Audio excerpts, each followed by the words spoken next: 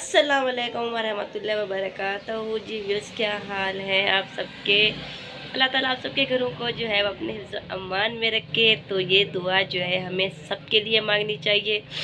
जी जनाब, तो आज का मेरा जो टॉपिक है वही माह रमज़ान का मेन्यू जो है वो जारी है कि हमने जो है किस तरीके से सहरी और इफ्तारी करनी है और किस तरीके से अपने बच्चों की डाइट में और अपनी डाइट में जो है वो चीज़ें ला के रखनी है जो कि हमारे लिए फ़ायदा मंद हों। और जी हम जो है वो ऐसी बीमारियों से भी बच जाएं जो कि आजकल मैदा जो है वो ख़राब हो जाता है, बदहाज़मी हो जाती है। तो इस तरीके से जो है हमने ये मेन्यू बनाना है। अच्छा जी, अब जो है हमने कल जो बात की थी कि आपने जो है वो सहरी किस तरीके की करनी है। जी जनाब, तो अब जो है वो हमारी इफ्तारी का जो टॉपिक है कि आपने जो है वो अपनी अच्छा जी, इफ्तारी का जो है मेन्यू कुछ इस तरीके का है कि जी इंसान जो है सारा दिन जब रोज़ा रखता है और भूखा रहता है तो आपको पता है कि फिर जब हम अज़ानें जब मिलती हैं तो धड़ाधड़ से जो है हम रोज़ा खोलते हैं। तो इससे ये है कि हमने अपने सामने वो चीज़ें रखनी हैं जो कि हमारे लिए जो है वो सेहत के लिए भी अच्छी हों और हमारी जो है पूरा माह रमज़ान हम रोज़ा रखें तो हमारी इबादतों में भी फ़र्क ना पड़े। जी, तो सबसे पहले हमने रोज़ा किससे खोलना है। जी सबसे पहले जो है हमने रोज़ा खजूर से खोलना है और जी इसके बाद जो है हमने सादा पानी लेना है। चाहे बच्चियों, अगर आप चाहें तो बच्चों को जो है वो मीठा शरबत बना के दे सकते हैं।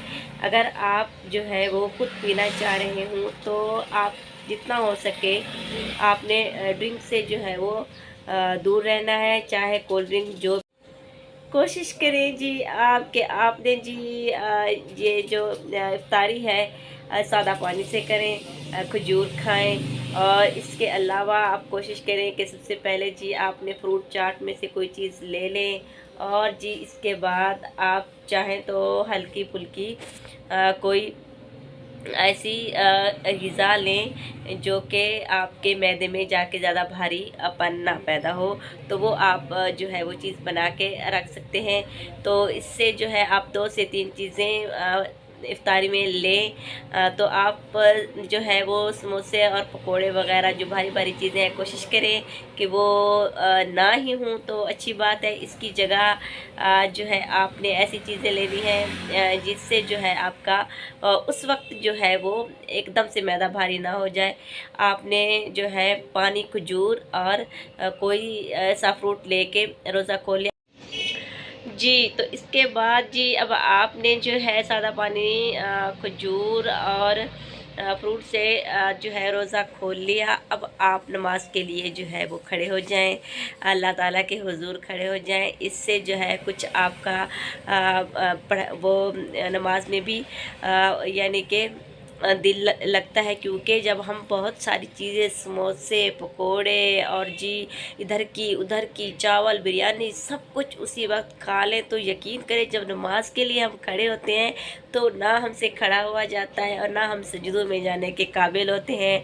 और फिर भी अगर हमने जो है वो किसी मुश्किल से वो नमाज़ पढ़ भी ली तो अब जी हमें जो है वो नींद आ रही होती है कि हम जो है वो जाके जी एकदम धड़म करके जी हमने जो है वो लेट जाना है। तो लेट जाते हैं और जी इशा की नमाज में भारीपन होता है। इस तरीके की हमने कोई चीज़ नहीं लेनी, क्योंकि माह रमज़ान जो है वो उन किस्मत वालों को मिलता है जो कि अल्लाह ताला की रहमतों में आना चाहते हैं। क्योंकि बहुत सारे ऐसे लोग हैं जो हमारे दरमियान नहीं हैं। कोरोना हो गया, बहुत सी ऐसी बीमारियां हो गया जिनको अल्लाह ताला ने अपने पास बुला लिया है, तो अब उनके पास जो है वो ये मौका नहीं है। तो मैं उन सब बहन भाइयों से ये गुजारिश करना चाहती हूँ कि जिनको ये मौका मिला है तो वो जो है इस मौके को हाथ से ना जाने दें। तो अपने जो है वो इस तरीके की इबादतें और अपनी डाइट में जो है वो इस तरीके का चेंज लाएं जिससे उनको जो है वो महसूस हो, खुशी महसूस हो नमाज़ पढ़ते हुए, जिस्म में बोझल ना हो, जिस्म जो है वो थकावट महसूस ना करे और जिस्म जो है वो वज़न ना बढ़े हमारा। तो इस तरीके की हमने जी जो है वो डाइट प्लान जो है अपना लेके चलना है। तो इस तरीके से जो है हमने नमाज़ पढ़ने के बाद जब अब हमने क्या करना है।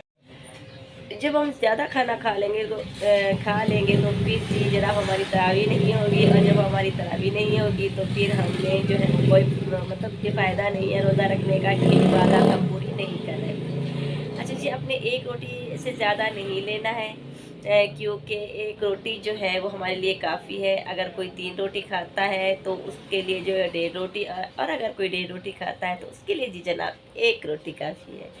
तो अगर आप चावल लेना चाह रहे हैं तो 1 प्लेट से ज़्यादा ना लें, क्योंकि आप सलाद भी ले रहे हैं, इसके साथ आप चिकन भी ले रहे हैं, जो कुछ ले रहे हैं, तो इस तरीके का आपने खाना खा लिया। और जी अब आपने क्योंकि रोज़ा खोलने से पहले पानी पी लिया था, इसके बाद जी अब आपने जो है वो जब खाना खा लिया है तो अब आप पानी ना पिएँ। मेहरबानी करके अब आपको बर्तन वग़ैरह अगर औरतें हैं तो उठें, रखें और धोएँ, और अगर मर्द हज़रात हैं तो वो जो है नमाज़ की तैयारी के लिए अपने आप को एक्टिव कर लें।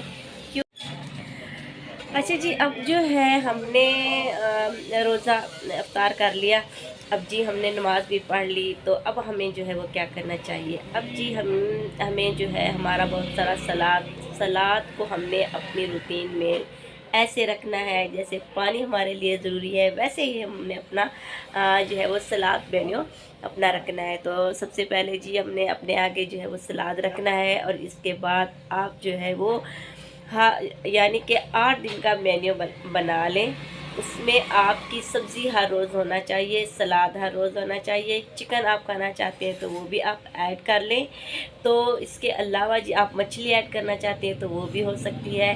तो इस तरीके की अगर इन सारी चीज़ों में अगर कोई एक आध चीज़ जो है वो अगर मेन्यू रखना चाहते हो, अब आपने जो है वो जिस चीज़ का सालन बनाया है वो खाएँ, और आपने कोशिश करनी है कि जी 1 रोटी खानी है, ज़्यादा नहीं खानी, क्योंकि इससे जो है हमारी तरावी